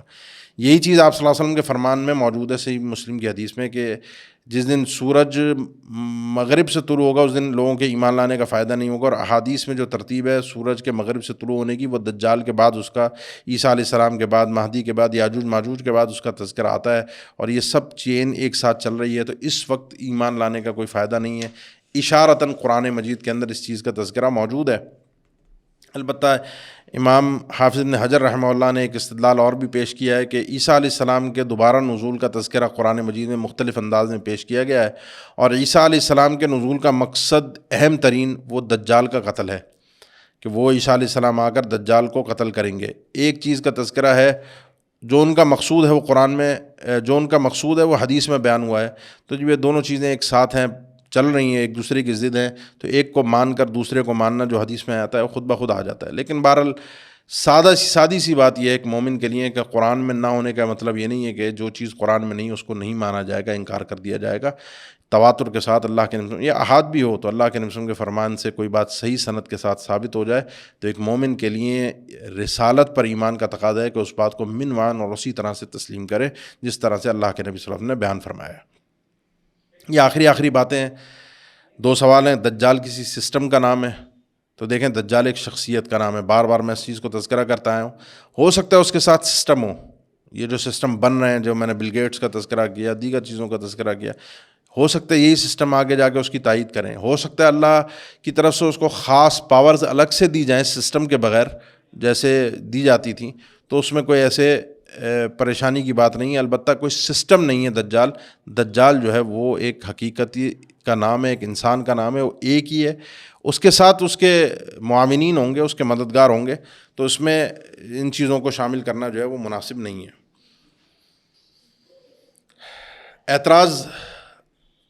ایک اعتراض دجال کے حوالے سے یہ بھی پیش کیا جاتا ہے کہ دجال اور انبیاء کے پھر معجزات میں کوئی فرق نہ رہا. انبیاء بھی جو پہلے جن کا تذکرہ قرآن میں آیا ہے ان کے بھی معجزات ہوتے تھے، خرق عادت چیزیں جو سسٹم سے ہٹ کر ہیں، نارمل ہمارے دنیا کے قوانین سے ہٹ کر ہیں، معجزہ اسی کو کہا جاتا ہے. اور دجال بھی ایسے ہی کام کر رہا ہے آ کے، جو کہ ایک الگ سے ہٹ کے نمایاں ہو کر ہمارے سامنے آ رہے ہیں. تو دجال میں اور معجزات میں کیا فرق رہ گیا؟ یعنی ہم معجزات کو مانیں تو ہم مومن، اور دجال کا انکار کریں تو مومن. تو یہ تو دونوں ایک جیسی چیزیں ہیں. تو ان دونوں چیزوں میں زمین آسمان کا فرق ہے. دجال نے آخر میں آنا ہے. انبیاء آ کے اب ختم ہو چکے. اب کوئی اس قسم کی حرکتیں کر کے دکھائے گا تو وہ دجال یا دجال کا چیلا ہی شمار ہوگا. یہ خرق عادت چیزیں جو ہیں اس انداز میں کر کے اپنے اوپر ایمان لانے کی دعوت دینا، یہ چیز وہ خطرناک ہے. نمبر 1. نمبر 2، انبیاء نے جب معجزات دکھائے تو کہا کہ یہ وما کان لنا ان نأتیکم بسلطان الا باذن اللہ، یہ معجزات جو لے کر آتے ہیں، جو دلائل لے کر آتے ہیں، یہ حکم الہی سے ہماری اپنی طرف سے نہیں ہے. ہم حکم الہی کے بغیر معجزہ پیش ہی نہیں کر سکتے. اور وہ اپنی رسالت پر ایمان اور اللہ کی الوہیت پر ایمان کی دعوت دیتے ہیں.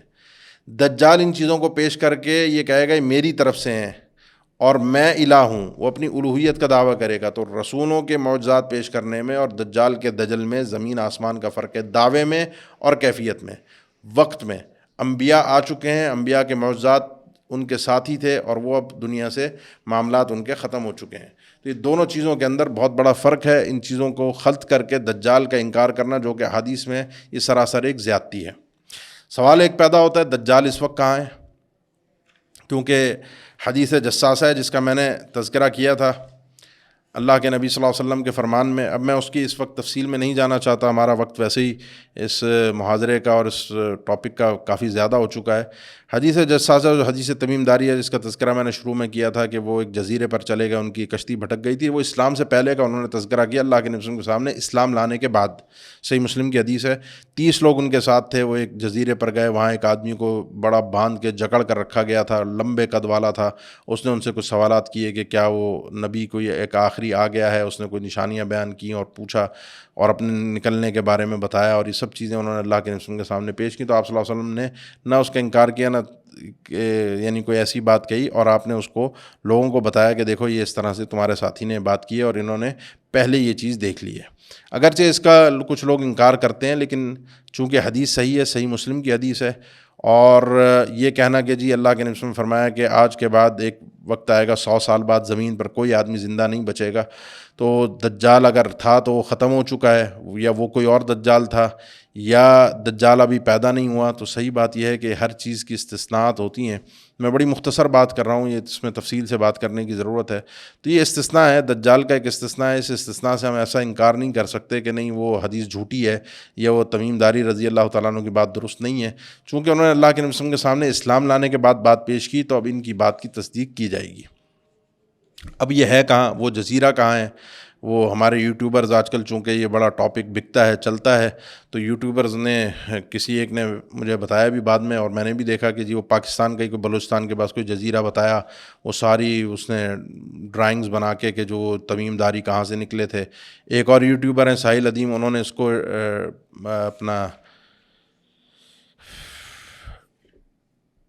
کو انٹارکٹیکا پہنچا دیا کہ تمیم داری وہاں جا کر ملے تھے، اور وہ ٹائم ٹریول ہوا تھا، وہ فیوچر میں چلے گئے تھے، اور فیوچر میں جا کر وہ مل کر ان سے واپس پھر پاسٹ میں آ گئے، اور وہ بعد میں پیدا ہوگا، اور وہ جو ٹائم ٹریول اور وہ ساری کہانیاں۔ یہ بات یہ ہے کہ دجال کہاں ہیں، لوگ اس کی تلاش میں نکل جائیں کہ جی کون سا جزیرہ ہے۔ ان چیزوں کی اگر معرفت کی کوئی اہمیت ہوتی تو اللہ کے نبی صلی اللہ علیہ وسلم ضرور رہنمائی کرتے جی دجال اس وقت کہاں ہے یا کیا ہے۔ دجال کا فتنہ کہاں سے سٹارٹ ہوگا وہ آپ نے بتایا، خراسان، یہودیت اصفہان۔ عروج پر کہاں پہنچے گا وہ آپ نے بتایا، فتنہ اس کے ساتھ کیا کیا ہوگا وہ بتایا، بچنے کا طریقہ کار بتایا۔ جو چیز ہمارے ایمان سے تعلق رکھتی ہے وہ ساری رہنمائی ہماری کر دی گئی۔ اور دجال کے متعلق جو میں نے پہلے بھی حدیث پیش کی ابھی، کہ جو شخص سنے، صحیح مسلم کی حدیث ہے، من سمع بالدجال فلینہ عنہ، اس سے بھاگے، اس سے پیچھے ہٹے۔ تو آپ نے اس جزیرے تک پہنچنا نہیں ہے، آپ نے یہ فنکاری والی باتیں نہیں کرنی، ٹائم ٹریول اور یہ چیزیں جو انسان کی عقل سے ہی ماورا ہیں۔ تو انسان کو ان چیزوں کے بارے میں تجسس نہیں ہونا چاہیے کہ ابھی کہاں ہیں، ہم اس سے مل کر آئیں، ہم اس کو دیکھ کر آئیں۔ ایمان کی سلامتی یہ ہے کہ ابھی بھی ہم اس سے بھاگیں، دور ہٹیں، اور اپنے ایمان کی سلامتی کی فکر کریں۔ سوال ایک یہ بھی پیدا ہوتا ہے جی دجال کب آئے گا، جہاں سے میں نے سٹارٹ لیا تھا۔ تو اللہ کے نبی صلی اللہ علیہ وسلم سے ایک شخص نے سوال کیا تھا کہ قیامت کب آئے گی، تو آپ صلی اللہ علیہ وسلم نے فرمایا اس کو کہ تیاری کیا کی ہے۔ تو دجال کب آئے گا یہ ہمارا کام نہیں ہے، یہ اللہ کا کام ہے۔ سوال آپ سے بھی یہ ہے کہ دجال کب آئے گا، کہاں ہے، اس سوال کے بجائے آپ کی تیاری کیا ہے دجال کے مقابلے میں۔ اگر آ گیا، ابھی آ گیا، تو آپ کیا اس کے فتنے سے بچنے کے لیے تیار ہیں؟ اگر تیار ہیں تو تیاری کیا ہے وہ آخر میں آپ کے سامنے اب ذکر کر رہا ہوں کہ دجال سے فتنے کی نجات کا طریقہ کار کیا ہے۔ تو دجال کی تیاری، دجال کب آئے گا، دجال کہاں ہے، اس کے بجائے دجال کے فتنے سے نجات کیسے ممکن ہے، یہ سوال میرا ہونا چاہیے۔ اور اس کے لیے جو اب تک ہم نے باتیں کی ان سب کا اگر خلاصہ آپ کے سامنے رکھا جائے تو یہ ہے کہ ایمان اور اسلام پر استقامت، جیسا کہ صحیح مسلم کی حدیثیں بار بار آپ کے سامنے 2938 پیش کی گئی ہے۔ جو جتنا پکا مومن ہوگا، جس کے پاس اللہ کی معرفت جتنی ہوگی، اپنے اللہ کو، کیونکہ اللہ کے نبی صلی اللہ علیہ وسلم نے دجال کی بات کی کہ فرمایا کہاں ہے، تو فرمایا اللہ کا فوراً تعارف پیش کیا، الا وان ربکم لیس بعور، اپنے رب کو پہچان کے رکھنا، تمہارا رب اعور نہیں ہے۔ تو اللہ کی پہچان، اللہ کی معرفت یہ بہت ضروری ہے۔ دجال کی پہچان، دجال کی صفات کا علم، جو کہ اس مومن بندے نے جو مدینہ والا تھا اس نے اسی بنیاد پر بات کی، تو یہ ہونا بھی ضروری ہے۔ 3 باتیں ہو گئیں، ایمان پر، اسلام پر استقامت، اللہ کی معرفت، دجال کی پہچان۔ نمبر 4، اللہ سے دجال کے فتنے سے پناہ مانگنا، کیونکہ میرے اپنے بس میں نہیں، اپنی طاقت میں نہیں، ان چیزوں کے باوجود بھی کہ میرے پاس ایمان ہے اور میرے پاس اس کی پہچان ہے تو میں بچ جاؤں گا، نہیں، بچتا وہ ہے جس کو اللہ بچانا چاہے، اس کے علاوہ انسان بچ نہیں سکتا۔ اسی لیے ان دعاؤں میں سے اللہ سے جو ہم مدد مانگتے ہیں، اللہ سے ہم جو پناہ مانگتے ہیں، ان دعاؤں میں اللہ کے نبی صلی اللہ علیہ وسلم نے خصوصی طور پر صحیح بخاری کی جو حدیث ہے یہ دعا سکھائی، اور آپ صلی اللہ علیہ وسلم نے ایک طرح کا حکم ارشاد فرمایا کہ جب تم میں سے کوئی تشہد میں بیٹھے، اذا تشہد احدکم فلیتعوذ باللہ من 4، اس کو چاہیے ایک طرح سے لازمی ہے اس پر کہ اللہ سے ان 4 چیزوں سے پناہ لازمی مانگا کرے۔ اس لیے امام احمد رحمہ اللہ، اسی لیے امام طاؤس رحمہ اللہ جو مشہور تابعی، ان سے منقول ہے ایک طرح سے ان کے بیٹے نے کہا میں نے دعا نہیں پڑھی، انہوں نے کہا دوبارہ نماز پڑھو، گویا کہ یہ نماز یہ دعا جو ہے وہ نماز کا لازمی حصہ ہے۔ اگرچہ اہل علم اس بات کی طرف گئے ہیں کہ یہ تاکید ہے، لازمی ہے، لیکن کسی نے نہیں پڑھی یا رہ گئی تو نماز اس کی ہو جائے گی۔ تو اس لیے اپنی اس تشہد میں، نماز کے آخر میں، یہ جو اللہم انی اعوذ بک من عذاب القبر واعوذ بک من فتنة المسیح الدجال واعوذ بک من فتنة المحیا والممات واعوذ بک من فتنة المأثم والمغرب، مختلف الفاظ کے ساتھ یہ 4 چیزوں سے پناہ مانگی گئی ہے۔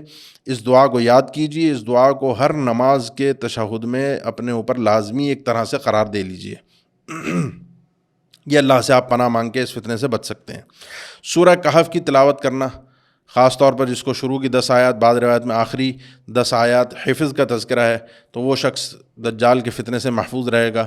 سورہ کہف میں مال، علم، دولت، دنیا کی زراعت، باغوں کا تذکرہ، علم کا تذکرہ، بادشاہت کا تذکرہ، ایمان کی آزمائش میں انسان کیسے غار میں جا کر غار والے چھپ کر، یہ ساری چیزیں انسان کو سپورٹ دیتی ہیں جب ان کو سمجھتا ہے کہ کیسے فتنوں سے بچا جاتا ہے، مال کے فتنے سے، دولت کے فتنے سے، بادشاہت کے فتنے سے، علم کے فتنے سے، جو کہ سب کچھ دجال کے پاس ہوگا۔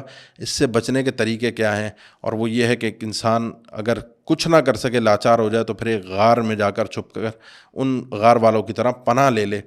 تو یہ جو حدیث میں ہے کہ جو دجال کو سنے اس سے بھاگے، دور ہٹے، تو جہاں تک بھاگ سکے، جہاں تک دور ہٹ سکے، غار میں بھی پناہ لینی پڑے تو انسان بھاگے، بچے، اس کی کوشش کرے۔ سورہ کہف کا مضمون ہے۔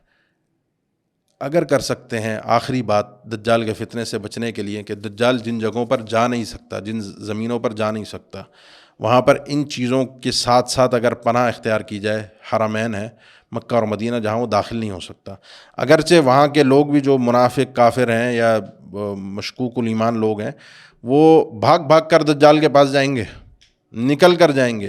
آخری زمانے میں مدینہ ویران ہوگا اور لوگ ہلم الی الرخاء، ہلم الی الرخاء جو حدیث میں ہے، لوگ اپنے رشتہ داروں کو، عزیز و اقارب کو کہیں گے آؤ، جو دنیا بن رہی ہے، جو دنیا کی کامیابیاں، رونقیں، ادھر آ جاؤ، ادھر کیا مکہ مدینہ میں تم لوگ پرانے علاقوں میں بیٹھے ہو۔ تو لوگ نکلیں گے وہاں سے بھی دجال کے پاس، دجال کی اٹریکشن ان کو کھینچ لے جائے گی اپنی طرف، لیکن مومن جو پکا ہے، جو یہاں پر ہوگا اور ان چیزوں کے ساتھ، تو وہ بھی اس دجال کے فتنے سے اللہ کی توفیق سے انشاءاللہ محفوظ رہے گا۔ اللہ ہم سب کو اس دجال کے فتنے سے بچا کر رکھے، اور دیگر فتنوں سے بھی اللہ ہم سب کو محفوظ رکھے۔ آخر میں ایک اور فتنے کا تذکرہ میں کرنا چاہوں گا، جو دجال کے فتنے سے بھی بڑا فتنہ ہے۔ اب تک آپ نے ساری تفصیلات سنی تو مومن کے تو رونگٹے کھڑے ہو جاتے ہیں کہ دجال کتنا بڑا فتنہ ہے، اللہ ہم سب کو محفوظ رکھے۔ لیکن دجال کے فتنوں سے بڑے بھی دو فتنے ہیں جن کا تذکرہ اللہ کے نبی صلی اللہ علیہ وسلم نے بیان فرمایا ہے، اور وہ بڑے اس انداز میں کہ دجال کا فتنہ قرب قیامت ہے، اور مخصوص لوگوں کے لیے ہوگا جو اس زمانے میں اس کے سامنے موجود ہوں گے۔ ہر آدمی کو پناہ تو مانگنی ہے، لیکن ہر آدمی ضروری نہیں کہ اس فتنے میں مبتلا ہو۔ جس طرح جو لوگ گزر گئے اس فتنے سے پہلے وہ اس فتنے سے بچ گئے، جو موجود ہے یہ فتنہ اس کے لیے خطرناک ہے۔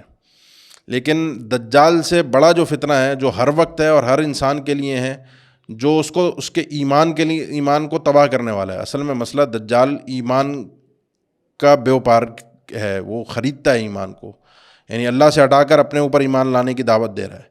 تو وہ تو چند لوگ اس میں مبتلا ہوئے جو اس کے زمانے کے ہیں پوری انسانیت میں۔ لیکن ایک فتنہ ایسا ہے جو سیدنا ابو سعید خدری فرماتے ہیں، سنن ابن ماجہ کی 4204 حدیث ہے، فرماتے ہیں ہم بیٹھے ہوئے تھے ایک محفل میں، اللہ کے رسول اپنے گھر سے باہر تشریف لائے، ہم دجال کا تذکرہ کر رہے تھے، تو آپ صلی اللہ علیہ وسلم نے فرمایا کیا میں تمہیں دجال سے بھی بڑی خطرناک چیز کی خبر نہ دوں؟